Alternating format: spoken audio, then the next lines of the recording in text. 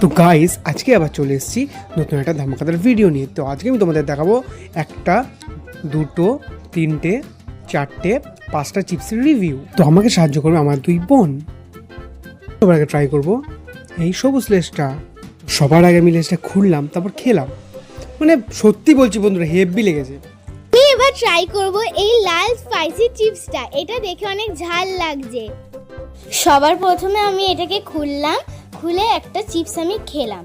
এটা দেখে অনেক স্পাইসি লাগছিল, কিন্তু এটা অতটা স্পাইসি ছিল না। তো এটা আমি খাওয়ার পরে বুঝলাম যে এটা একটু মিষ্টি মিষ্টি আর ঝাল ঝাল, কিন্তু সুন্দর খেতে।